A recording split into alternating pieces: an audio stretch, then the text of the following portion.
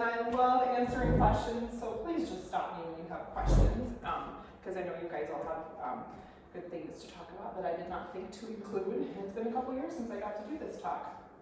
So, for anybody who doesn't know me already, I'm Dr. Sarah Radabaugh. I'm a chiropractor. I've been in practice for 15 years this year, which is crazy. And I've always just had a passion for babies and moms, and got to do a lot of extra training in those areas as far as chiropractic care for babies and moms. And my kiddos are now 9 and 12, so they sure taught me a lot, even more than I learned in school. And I spent a lot of years baby wearing, when we were just chatting about. The ergo was definitely my favorite, and we put hundreds of hours in that thing with 2 babies. It was worth every penny. It was probably the best baby thing I ever bought. So why wear your baby? There are a ton of benefits to baby wearing that you might not have thought about. Baby wearing, when done properly, is really good for baby's body.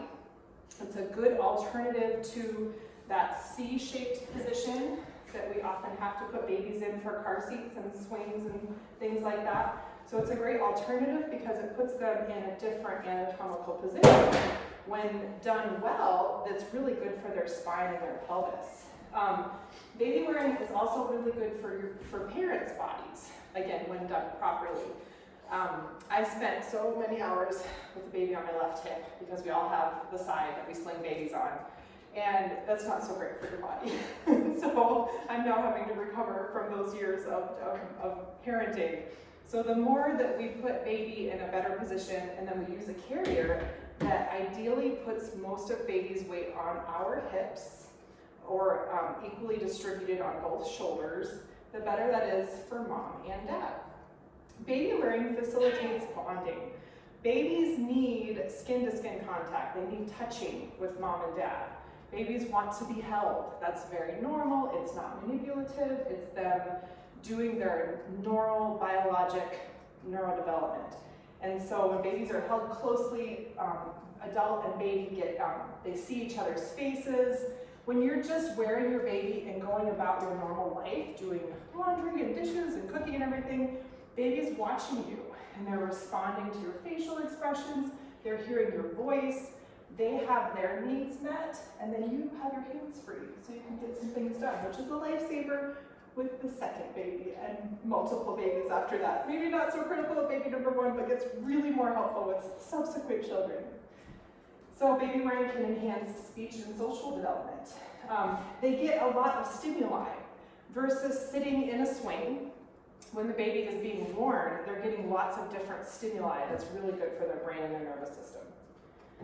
This is my little guide number 2 in the Mobi, which is my favorite for newborns, and just some nice thoughts about baby wearing that I found. Carrying your baby in a sling or carrier is a lovely way to meet their needs for warmth and closeness. In many cultures, babies are worn extensively, like all the time when you look at different cultures around the world. And they're worn for many years, honestly. And in different cultures where babies are held almost constantly, I wish I should have put this study up because it was really fascinating. It showed that these babies spend a lot more time in just a quiet, alert state and rarely cry because their caregivers are able to meet their needs more quickly when they're touching. We talk about the 4th trimester a lot. The 4th trimester is those 3 months after baby arrives, when both mom and baby have still a biologic need to be close to each other, and that baby wearing is a great way to meet that need.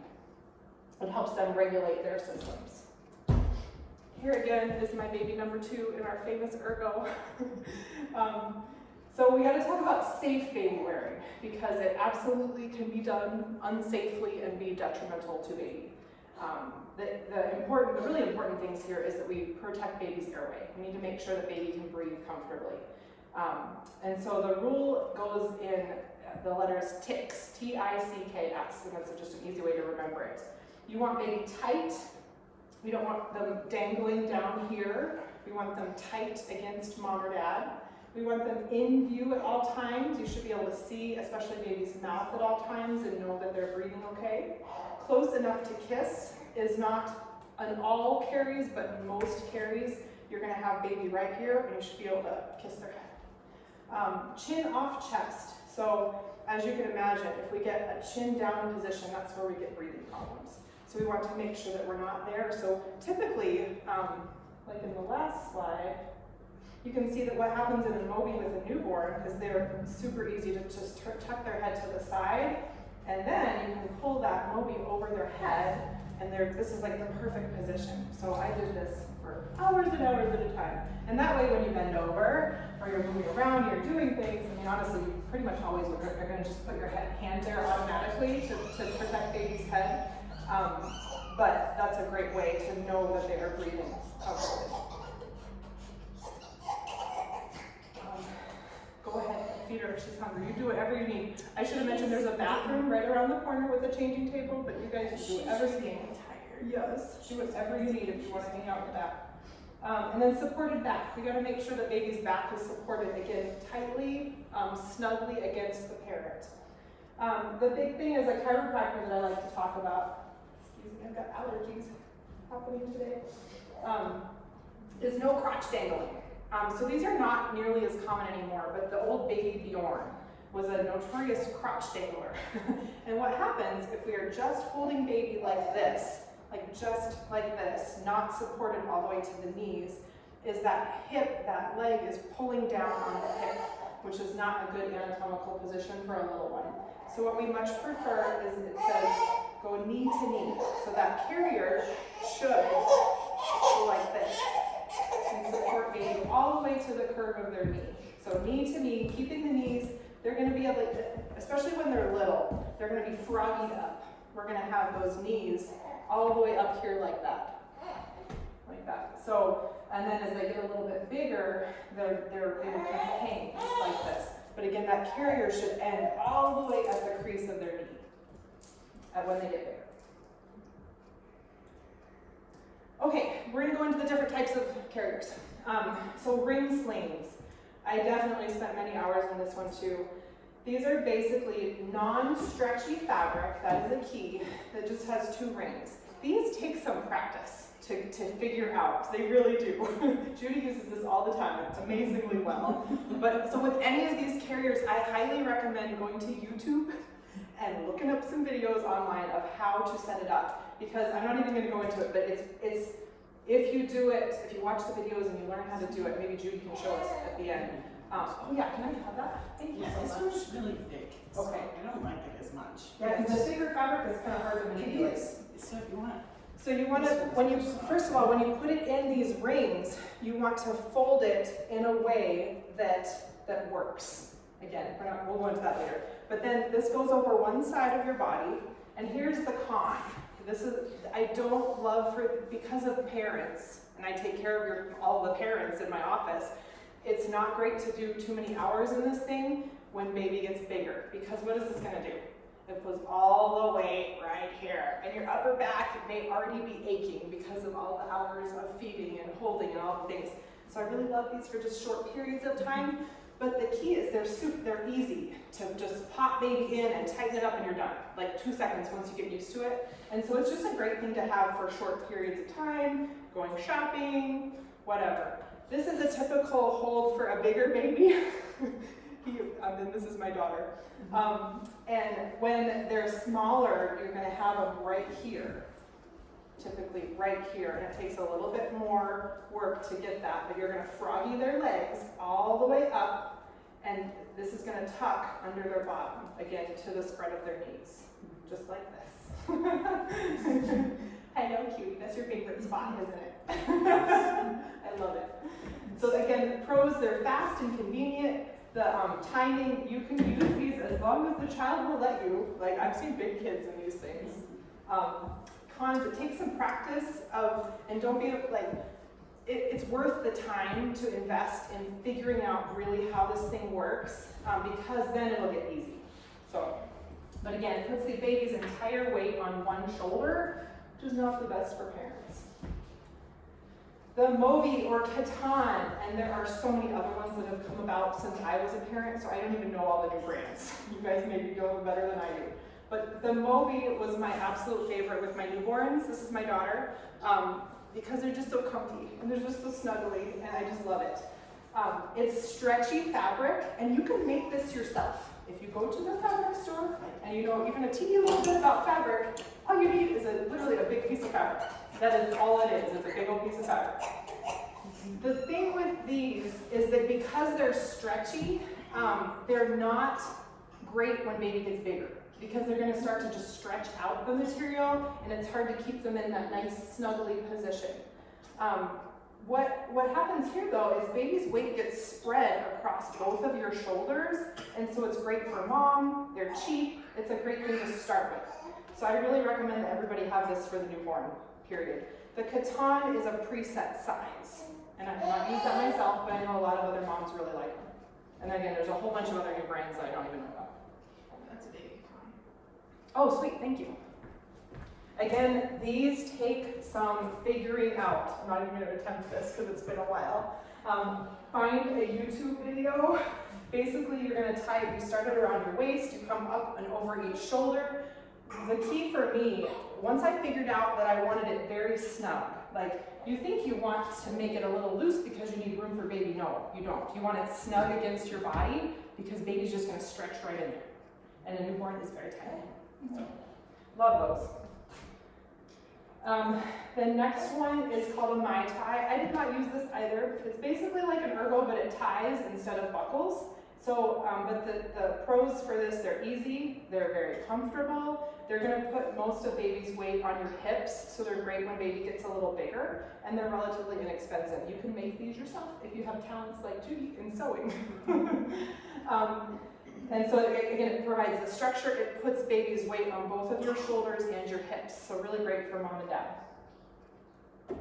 And then on to the soft structured buckle carriers. So this includes Ergo, Tula, Lillababy, Boba, Kinder, there's a whole bunch of them. And there's a bunch of new ones I don't even know. This is the most common. They're a little expensive. I would imagine you can get an Ergo, what, under $100, 80 to 100? That's what they used to be. But again, this is hands down the #1 piece of baby equipment that like I got the most use out of. I spent hundreds of hours in this thing. On this particular day, this is my son, we were at the Denver Zoo and he slept for 3 hours. He missed the entire zoo, but he had a great nap. And I was comfortable, like you can put hours on these things. When they get bigger, this one converts very easily into a back carrier. And so you can get, even when they're toddlers. We went to Disney World when my son was 2, and I didn't bring it, and I wished I had, because he hadn't been in it in forever, but he was so overstimulated by Disney that he wanted to be carried the entire time. So had I had that thing, I could have had him on my back the whole time. So you get so much use out of these. So these things come with infant inserts. So the Ergo company would tell you that you can use this with a newborn. My experience is that that's a little tricky. Basically, they come with an infant insert that's just a cushion under their bottom, and so you can kind of have that froggy position, and then the carrier holds the whole thing in. Again, my experience is that's a little tricky to figure out. You can also take a little receiving blanket and roll it up under their bum, and then again, you're looking for that froggy position. I'm talking about a little tiny baby right now, and then they can be right here. But that was always just a little bit tricky for me. Did you use those with newborns? Yeah, not my favorite for newborns, but as soon as they get to the point where their legs can spread enough that Ergo fits well, these are my absolute favorite. So you kind of have to wait until they are basically the sitting up phase on their own, and then tend to be at the size that's really comfortable. These come with extensions. If you or your partner is of a size that the normal Ergo doesn't fit around your waist, you can buy an extension for that. And so I highly recommend having a carry that fits mom and dad, and grandma, and whoever might want to carry the baby. They all fit differently, but they're so fast. Like, it's just so easy to buckle around your waist, pop baby in, you buckle right here, it's a piece of cake. The baby Bjorn is, again, kind of in this category, but what happens, the baby Bjorn in particular does not go around your waist at all. It puts all the baby's weight right on the shoulders, and it dangles the baby by the crotch. So they're super uncomfortable for the parents, and that's not a good position for the baby to be in. the woven wrap. This is a whole, we could teach 2 hours on this, and I never used these, so I apologize. Do you know how to wrap? I like one wrap. Fabulous. This is like, if you Google, like people have, some of these things cost hundreds and hundreds of dollars. I don't really understand that. I guess it's really fancy fabric. But I very much admire women who have gone to and learned how to do things like this. I think it's fantastic. This is more of a style that you'll see in different cultures who have been doing this for a very long time. And they have, like, I should have gotten some cool pictures of like indigenous women who have, you know, babies on their backs and one on the front. And I do know some women with twins who have figured out how to have a baby here and a baby here amazingly. Like they do it beautifully. I didn't get into this myself. I was really into my ergo because it buckled and moves fast. So, but these are very versatile. They're a little complicated, but again, you can totally learn how to do this. And some of them are not expensive at all. So, but I think it turns into like an addiction where you want lots of them, just so you know. They're very pretty. Okay, what about facing forward? That's the question we get next. The newer ergo, I didn't have it, but I do know that it is basically designed so that they say it's comfortable for baby to face forward or backward. As a chiropractor, I don't love this position for very long, for a couple different reasons. We definitely only want to face forward once a baby has good neck control, because if we're still wobbly here, we've got to support that neck. And a forward-facing position is just not going to do that. We only really want to do short periods of time. And we shouldn't sleep facing out because we're going to just conk forward. This position is also kind of uncomfortable for the grown-up. It's not nearly as instinctive as this position. When a baby is in all of these ages, we are still in a C-shaped spinal position. We don't have a curve here in the lower back like grown-ups do. And so this kind of forces extension of the baby's spine, which again is okay for a short period of time. My daughter went through a phase where this is all she wanted to do. And so we totally did it. We, like, when I was running around the house getting things done, she was happy as a clam right here watching, you know, what was going on in front of her. And as long as she's comfortable and you're comfortable, go with it for short periods of time.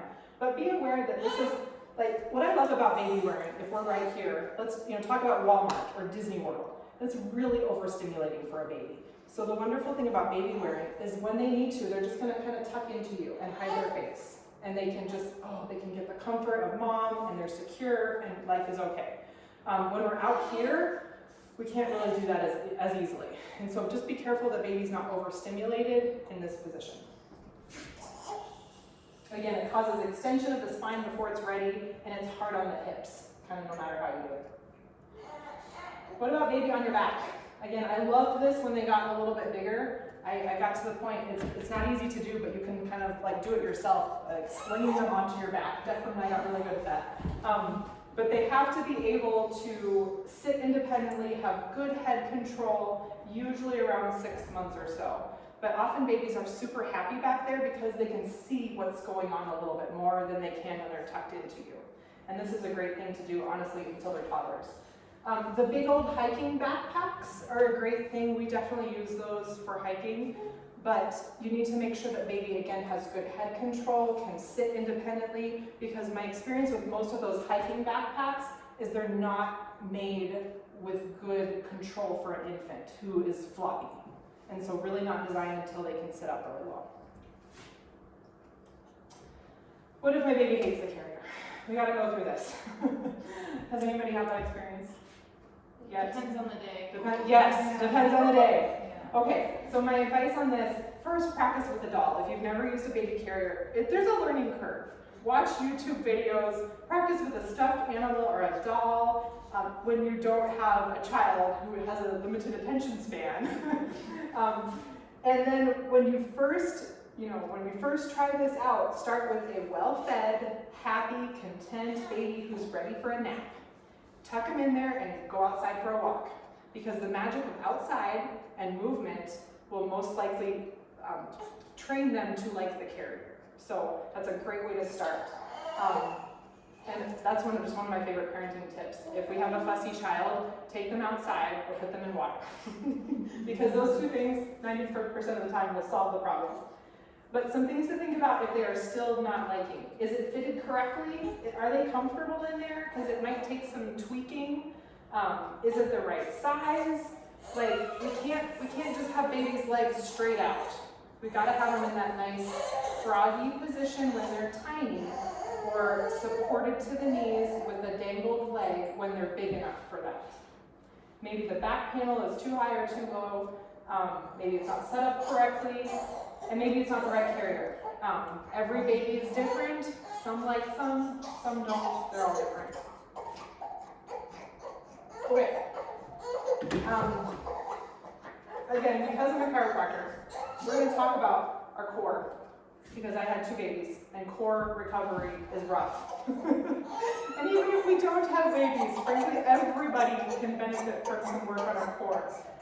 But what you're looking at here, like, this is so common. I can't even tell you how many times I'm positive that I did this when I was with my kids. So when we do this, we are hyperextending, I'll show the video, we're hyperextending our lower back, which over time really wears on those discs of your lower back, okay? So we're going to talk about some core bracing. The proper way of engaging our core, I'm going to actually show this video. See if this will work. I was afraid of this. I didn't practice this ahead of time. No, I'm going to have to do this. Okay. What she's going to show you, take your time. You don't have to cover the rest either. We're going to take a break. Sometimes the dark helps her. I hear you. Sometimes. Not a problem.